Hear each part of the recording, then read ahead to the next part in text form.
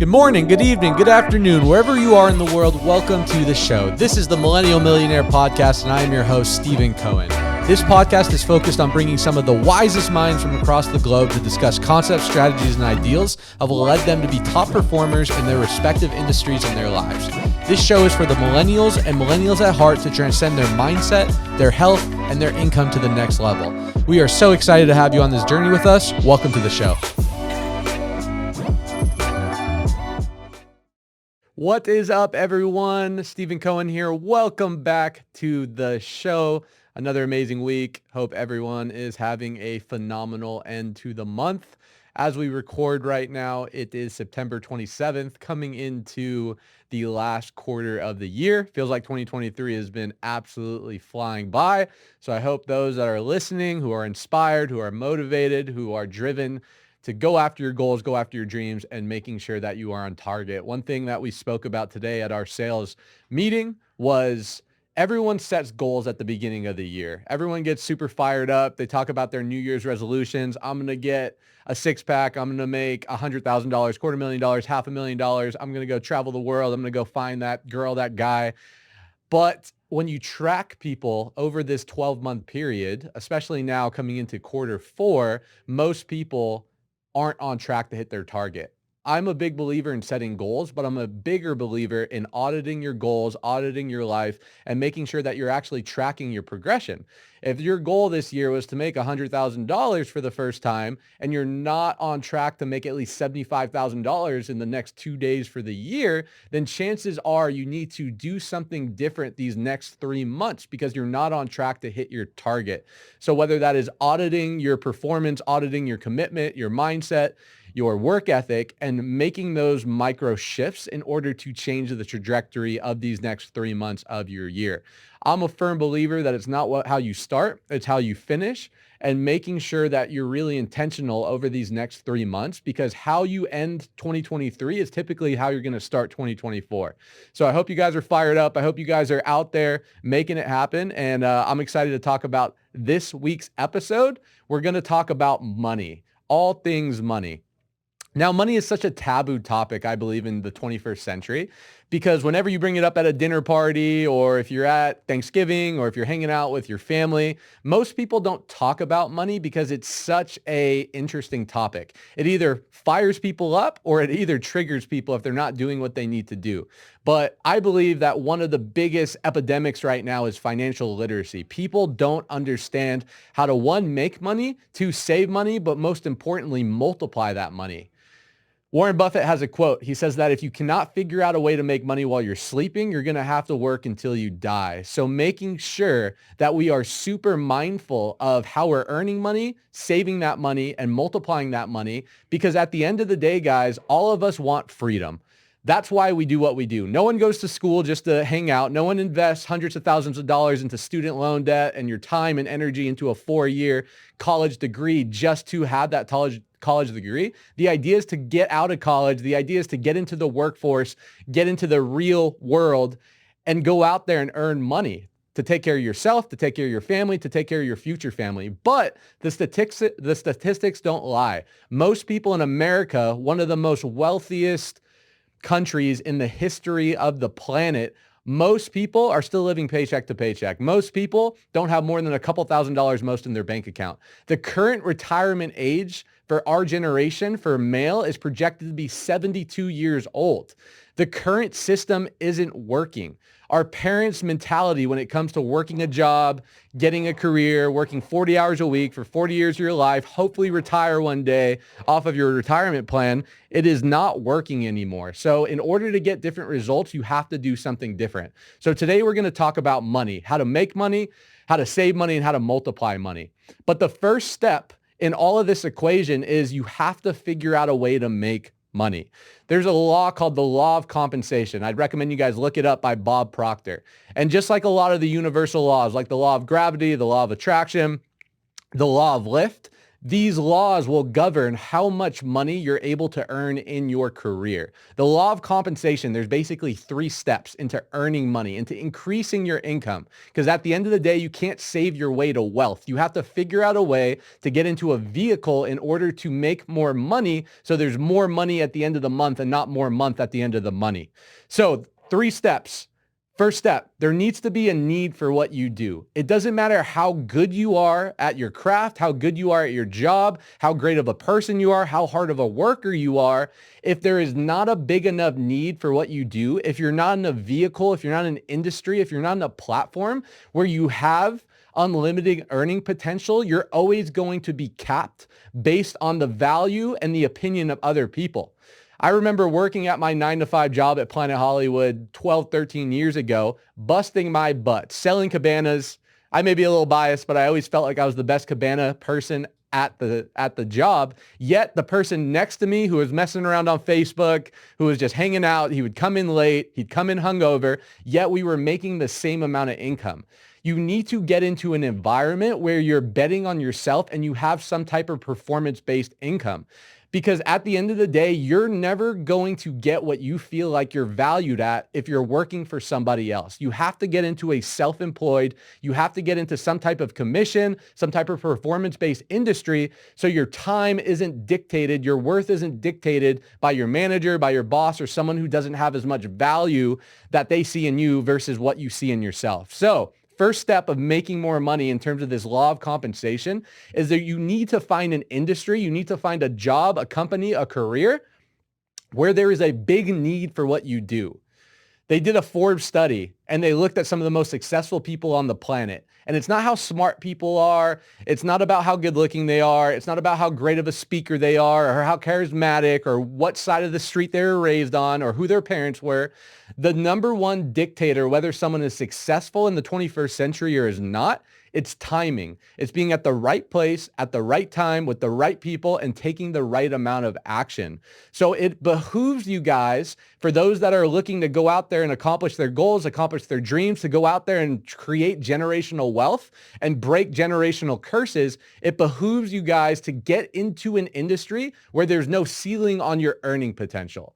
Most people, the average family in America is making $60,000, $70,000 a year. After taxes, it's barely enough. You're living paycheck to paycheck. You have to get into some type of industry where you can bet on yourself, whether that's network marketing, sales, drop shipping, small business, something where you have unlimited room for growth and potential.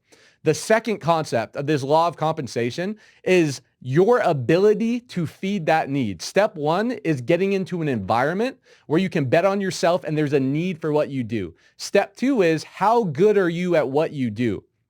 In my profession, in the sales profession, I'm in the solar industry. There's a massive need for what we do.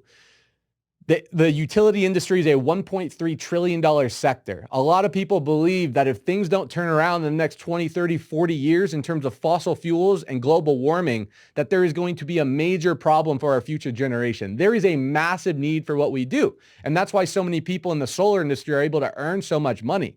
Yet, even though there's a massive need in our industry, there's a lot of people only making $40, $50, $60, $70,000 a year, busting their butt. Why? How does someone in the same industry, in the same environment, with the same challenges, the same sales tools, the same mentorship, the same product offering, how do two people with the same exact circumstances make drastically different incomes? And you guys should be asking yourself this.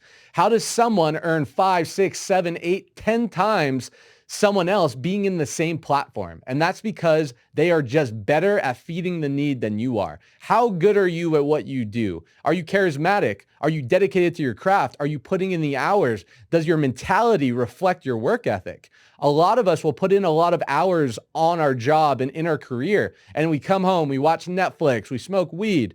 Don't get me wrong. There's a time and a place for all those things, but we're working harder than our job than we're working on ourselves. Jim Rohn has a great quote. He says that if you work hard at your job, you'll make a living, but if you work hard on yourself, you'll make a fortune. What are you doing after hours in order to build your mindset, your skill set, change your paradigms, and Pour into yourself, because at the end of the day, guys, as we know, we bring ourselves wherever we go. Everything we do on a daily basis, the number one common denominator is us. That failed business, that failed relationship, us being out of shape, us being unhealthy, us being unfulfilled, the only common denominator in all the problems in our life is us. So having that awareness, the only way to fix these problems, the only way to change our life, the only way to become the hero of your own story is to take ownership and realize that if it's meant to be, it's up to me. Third step, the difficulty in there to replace you. So there's a great book. It's called A Linchpin. For those of you guys that don't know what a linchpin is, look it up. It's basically a little pin that goes into a wagon wheel. And the cool thing about this pin is if you remove this tiny little microscopic pin from this massive wagon wheel, the whole wheel falls apart. The concept here, everyone, is you have to become a linchpin to your business, to your family, to your community, and to your society. Based on the law of compensation, it states that your income will be direct reflection to the easiness of being able to replace you. Are you replaceable in your business? Are you replaceable in your family? Are you replaceable in your community? And if the answer is yes, if the answer is if you quit your job tomorrow, if you leave your sales profession, if you quit your company tomorrow, and that there's not a big impact in terms of the business, chances are you're not making the money that you're supposed to because you're not valuable to that organization. My managers, I like to think myself, if I quit my business tomorrow, there would be a massive impact in terms of the trajectory of our business. Things wouldn't work the same. There'd be a big void that needs to be filled. And that is why I'm able to be compensated in the way I am. For the newest person that joins our organization, if they leave tomorrow, no one even knows they're gone. And that's why they're compensated to the way they are. So guys, your ability to make money in the marketplace, again, it comes down to these three things. There needs to be a need for what you do. You need to be in an industry that there's a high ceiling in terms of your income. Second thing, how good are you what you do? How great of a salesperson are you? How great of a communicator are you? How great of a father, as a mother, as a gymnast, as a professional athlete? How good are you at the thing that you're doing? And then the third thing is, how easy is it to replace you? If it's easy to replace you out of your current career or your business, chances are you're not paid what you're worth because you haven't created enough value. Like the linchpin, if you're removed from the equation, everything falls apart. Step one, figure out a way to earn money. There's no way to save your way to wealth. You have to figure out a way through this law of compensation in order to increase your earnings and how to become more valuable to the marketplace.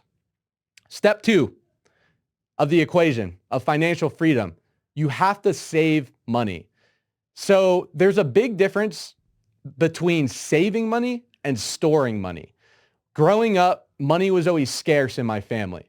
I always remember being little and all the arguments and all the challenges and all the fear and anxiety and misery in my childhood. Most of it, about 90% of it, was all around money. My parents would always argue about it. I'd always wake up and hear the news of how there's a shortage of money and how the economy's this and the economy's that.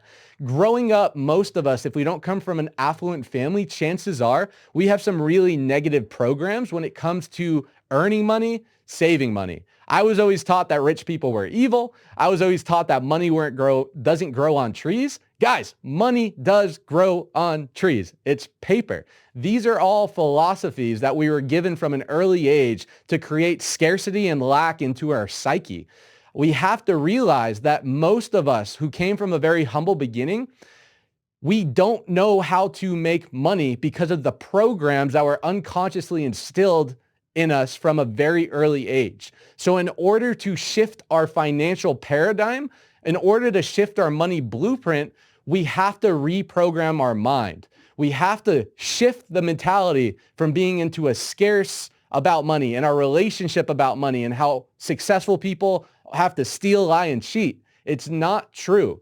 Because if you don't address your unconscious beliefs that were programmed to you, you're going to go through your whole life trying to create wealth, trying to create money, and things are going to happen to self-sabotage you because of your paradigms about how you view the things that you need to.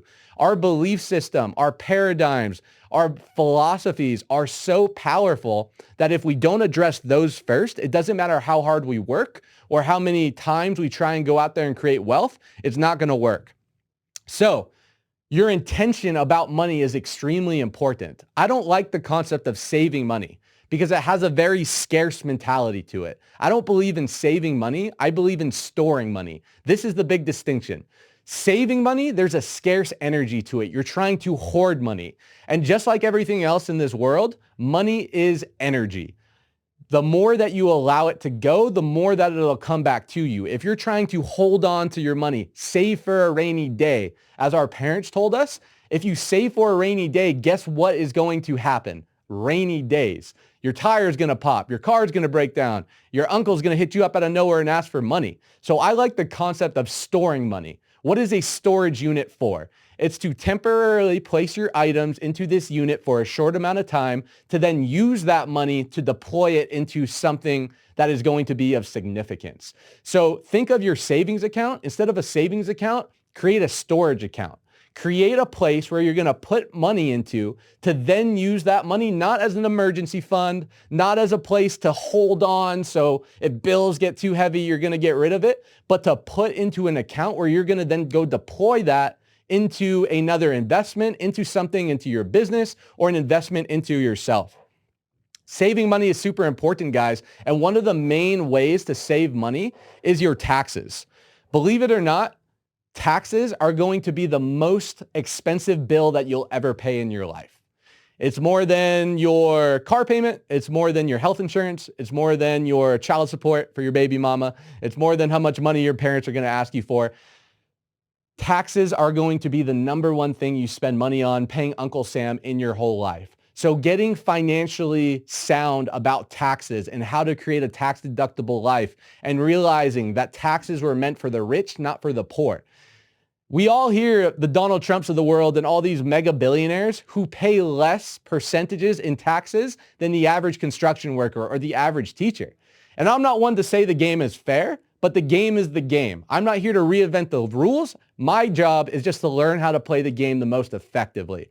If you can't beat them, join them. So understanding how the tax code is written, understanding how the business owners, because they're out here to create more jobs and more opportunity, the government rewards that. Isn't it crazy that someone that makes high six-figure income or multi-millions of dollars pay less percentile than the average $60,000, $70,000 a year earner? Some of you guys will think that's unfair, but that's life. So if you can't beat them, join them. So figure out a way to create a tax deductible life. Figure out a way to create an LLC so you can start taking part in deductions. My goal here is to buy a Urus in the next 4, 5, 6, 7 months. Why? Not because I'm just trying to flex. That's part of it. But because if you buy an SUV over 6,000 pounds, you can depreciate the whole thing. We are not taught this in school. Our parents don't teach us this stuff. That's why so many business owners, they're buying Uruses, they're buying Land Rovers, they're buying Escalades because the tax code is set up to offset your taxes if you know what you're doing. So I'm not a CPA, guys, but you have to create some type of foundation when it comes to taxes. If not, you're just going to be spending money every single month, every single year to the IRS, when in reality, if you understood how it worked, you'd be able to save tens of thousands of dollars over the next couple years.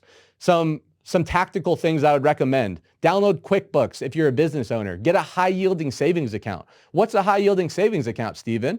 Well, your current Wells Fargo, your current Chase, your normal bank account, you get literally a fraction of a percentage. I believe it would take 140 years to double your money. I don't know about you. I'm not living 140 years. If you get a high-yielding savings account, they're completely free. Wealthfront, Capital One, American Express, you can get anywhere from 4 to 5% annually on your money by just keeping your money in a high-yielding savings account versus your Wells Fargo or Chase account. The game here, guys, is how do I make the most amount of money on my money? Again, as Warren Buffett said, if you don't figure out a way to make money while you sleep, you're going to have to work until you die. As you start developing these habits of saving, you start to realize how the game is played. The game is, how do I leverage my money, not my time? How do I leverage other people? How do I have my money work harder for me than I do? And it doesn't happen overnight. But by doing these things, investing in high-yielding savings accounts, having these storage accounts where you're saving up money for certain investments that we're going to get into, by doing that, you start to build the habit of saving and investing. And in my experience, the habit is more important than the actual amount. If you don't think that you can save every $100 you make out of every $1,000, you're definitely not going to be able to save every $10,000 out of every $100,000 or every $100,000 out of every $1,000,000. The quantity is not as important as the habit. Start today. Start saving a little bit today, because as your income increases, as you start adding more value to the marketplace, you can then increase that quantity, and the habit will be there for you as you start to make more money. Get educated, guys. I'm not a master at any of these things. I have certain resources in my life that I leverage. I'd recommend find a good CPA, find a good financial advisor, find a good legal person, and having these people as your financial career business consultation resources, because by doing that, you can leverage their knowledge, leverage their time, and it's going to save you a lot of money. The last concept in terms of this saving bucket is you need to pay yourself first. There's a concept by a great book. It's called The Richest Man in Babylon. I highly recommend reading it if you guys haven't. It's probably one of the most basic books in terms of financial literacy, but also one of the most powerful. And it has a concept on there. It says, pay yourself first. Most of us, we go out there, we spend first, and then save and invest later. My ask is save and invest first, and then spend later. Paying yourself first means instead of paying your bills, instead of paying the IRS, instead of paying your girlfriend's Gucci bag fund, instead of paying your parents asking you for money, instead of paying everyone else and then having what's left over to save, save first. Save for your future. Because by doing that, you're creating the habit, you're creating the rituals in order to make sure you pay yourself first. And I guarantee you're going to wake up in a year, 2 years, 3 years, 5 years, have a lump sum of money because you decided to pay yourself first, and then you have options. Guys, this whole game is about creating options, creating freedom. The goal of making money is not to drive a nice car. It's not to live in a nice house. It's not to have a nice lifestyle. As much as social media and Instagram and TikTok will fool you, the game is to create freedom. The game is to create enough wealth, create enough money, create a big enough financial wall around yourself, your family, and your future family where you never have to work again for the rest of your life. My goal is to work because I want to, not because I have to. I never want to be in a situation again where I have to clock into a job or I have to go meet someone because I have to pay the bills. My goal in the next decade is to create a lifestyle where I don't need a vacation from, and the only way to do this is to master these 3 skill sets: earning money, saving money, and eventually duplicating that money. So moving on to the last concept, investing money. So first step, earn money. Second step, save money. Third money is you have to invest money. And most people, they overcomplicate this step. They overcomplicate the investing aspect of it.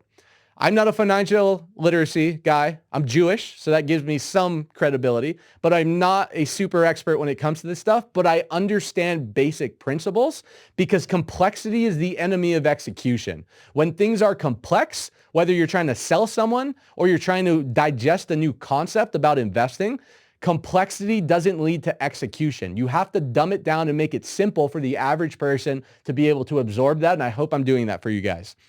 First step, you got to get your credit right. 5 years ago, I had a 520 credit score.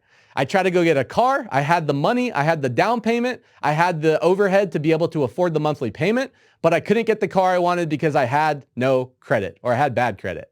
Like a lot of us, because growing up, I missed a lot of car payments. I didn't get taught about financial literacy, and I didn't get taught of how good credit is. Guys, credit will determine your interest rates. It'll determine how much money you spend in interest over the rest of your life. It is one of the most important things to focus on, and it's not rocket science. One of the biggest myths that I've ever heard in my life is credit cards are bad. Credit cards are only bad if you're dumb. Just like drinking too much water could be bad if you're dumb and you drown in it, but credit cards in itself, from an objective standpoint, should be your best friends. Credit cards are super cool because 1, it builds your credit, but 2, you're able to get points and rewards and perks. I put all of my expenses on my credit cards. I don't use a debit card. Why would you ever use a debit card when you have credit? Credit's super cool for 2 different reasons. 1, it doesn't automatically take the money out of your account. So you're able to get a full invoice for the month and go through your statements to make sure everything looks good and to make sure that you have liquidity. The second big thing about credit is I put all of my spending on my credit cards because it gives me points. I put my spending on my credit cards and then I utilize my points to pay for my lifestyle. I can't tell you the last time I paid for a flight, paid for a hotel, because I put all my spending on my credit cards. I get points for utilizing these credit points, and then I'm able to monetize those points to get awesome airplane rides, to get 5-star hotels. I was just looking at a flight to Dubai that I could literally pay for all of my points, first class on Emirates. Yet, most people aren't doing this. Most people are just using their debit card, swipe, swipe, swipe, swipe, swipe, and then having to come out of pocket to pay for travel. So guys, get educated on credit. Again, I'm not a credit expert, but it's important to have a foundational knowledge about this. Okay, one of the most profound things that I've ever heard in terms of financial literacy, poor people, they pay for liabilities. Rich people, they pay for assets and then have those assets pay for those liabilities. To give you guys an example, instead of going to spend $30,000 or $40,000 on a car, take that $30,000, $40,000, invest it into a duplex, invest it into a house, invest it into the stock market, and then have the dividends and the cash flow, and then take that cash flow and then go lease the car or then go buy the car. Spend money on assets because it creates depreciation depending on your asset class to help with your taxes. But most importantly, you're putting your money to work. That is one of the great myths about buying liabilities. You have to realize an asset is something that makes you money and appreciates over time. A liability is something that spends your money and depreciates over time. Understanding the difference between liabilities and assets will create either freedom or prison in terms of your life. So getting very mindful and specific about those things. And again, I'm all about living a nice lifestyle. I drive a nice car. I live in a nice house. I take a lot of vacations. My girlfriend is very bougie. Like, I'm all about living a nice lifestyle, but I also understand that I pay myself first. For everything that I spend money on, for this car I want to go splurge on, I make sure I have 2 to 3 to 4 to 5 times that into an investment that is working harder for me than I do. So be very mindful with the things that you're spending. Last thing about this, you will never get rich trading time for money. It is absolutely impossible. There's only 24 hours in a day. You have to create leverage. What is leverage? It's like a lever, being able to pull that lever to create more strength than if you were just using your own manpower. Leverage is so important. How do you leverage things? You can leverage people, you can leverage money, you can leverage circumstances, you can leverage social media, but you have to figure out a way to get out of your own way, take a step back, and get your money, get your time, and get your resources working harder for you than you actually are. So the two most basic principles of investing is dollar cost averaging and compound interest. If you just learn these two things, everything else takes care of yourself. Most people who think they're investing are actually trading. I'm not a trader. I'm not trying to pick and choose when a stock goes up and down or when a real estate price goes up and down. I'm not skilled enough, and most people statistically over a long enough period lose money doing that. Trading is an active skill set. I'm an investor. I am a passive investor where I put money in consistently. This is what dollar cost averaging is, guys. Doesn't matter what the market's going up or down. Doesn't matter if houses are going up and down. It's not about timing the market. It's about time in the market. So realizing in the stock market, just build the habit. Start investing consistently. It doesn't matter if it goes up or down. And statistically speaking, history shows that someone that dollar cost averages into mutual funds or big mutual funds like S&P 500 or the NASDAQ will make more money over a long enough time horizon than the people actively trying to trade. Compound interest, Albert Einstein says, is the 7th world wonder. The magic of compounding works because, as a lot of you guys have heard the analogy, would you rather have $1 million today or a penny that multiplies over the next 30 days? Most people would take the $1 million for instant gratification. But in reality, that penny that doubles over a 30-day period comes out to $3.4 million. So realizing the power of compounding, that if you start small, but consistently doing it over a long enough period of time, you will create wealth. Becoming a millionaire is not hard. There's a lot of different ways to doing it, and you don't even have to make $1 million in a year. You have to understand basic principles, you have to understand appreciation, and you have to understand compound interest. Everyone in life will become a millionaire one time in their life, but some of us won't be alive to experience it. So it behooves you guys to have urgency. It behooves you guys to get serious about your financial future, because it will either cost you, you'll either pay the price of discipline now or the price of regret later. In closing, guys, the last step, we talked about making money, we've talked about saving money, we've talked about investing money. The last step is you need to simplify your life. There's a concept called your financial nut. I know you're laughing right now on the other side of the screen, but bear with me. What is your nut? Your financial nut is essentially your bare necessities. It's all the bills, it's all your overhead, it's all the things that no matter what, you have to pay for.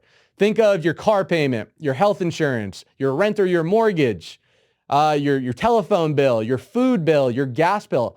I invite you guys, write down all of your basic necessities, all the things that you have to pay for no matter what, and write that number down. For some of us, it's going to be 4,000, some of us 10,000. Depending on what season you are in your life, you'll have either a high or low number. Now take that number, and now you have a target. Now you realize, okay, Steven, I'm hyped up, you're firing me up. How do I create this freedom? How do I get into the right mentality in order to start saving and investing? This is where you start. Say your nut is $5,000 a month. Now you realize, okay, that is the bare amount of minimum that I have to make that's going to bills. Of course, you got taxes, etc. Now, if you're in a sales career, if you're in an industry that is performance-based, where you can choose how much money you decide to make in any given month, now it's, okay, I need to make $10,000 a month, because $10,000 a month will leave me after taxes with maybe $3,000 or $4,000 a month, and then I can start getting to work. The difference between your income and your nut is the ammunition you have in order to create your financial future. Because that wiggle room that you're creating, now you can invest it. Now you can start putting it away for a rental property. Now you can start investing into the stock market. Now you can put some money in crypto. Just kidding, don't do that. But you need to realize that you have to understand what your target is. And if you don't have a target, you can't hit something that you're not sure what you're aiming for. Okay, so figure out your nut and understand, okay, the difference between your income and your liabilities equal that meat that you have in order to go create freedom and duplicate. In closing, guys, the goal is to escape the rat race. There is a lot of people making a lot of money. I have people in our industry making $200,000, $300,000, $400,000, $500,000 a year that are living paycheck to paycheck, that are still in the rat race. Why? They make more money, they get a nicer car, they live a nicer lifestyle, they buy a nice watch, whatever the case is. And then they're still in this constant rat race. And the issue about the rat race is, even if you win the rat race, at the end of the day, you're still a rat. So understand, the goal is not to flex. The goal is not to impress your friends. The goal is to create a life where you don't need a vacation from, because once you understand your nut, once you hit that number in enough residual passive income, then you can create freedom. Then you can go to Bali for 6 months out of the year and smoke weed and meditate, or you can go help a child orphanage in Thailand. Whatever your goals and dreams are, your financial future depends on it. And this understanding of financial literacy is the key to unlock that. Hope you guys got some value. This stuff obviously fires me up, but it's extremely important. Not enough people talk about money. Not enough people have a plan.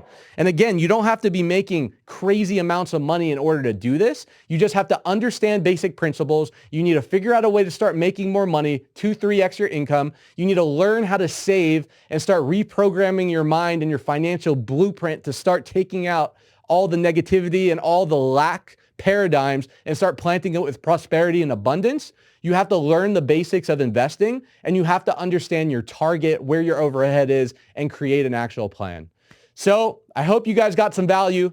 There's 3 months left of the year. Again, it's not how you start, it's how you finish. And I hope everyone can crush these next 3 months. Have a Christmas, Hanukkah, Kwanzaa, whatever you celebrate on debit and not credit. And we'll see you guys on the next episode.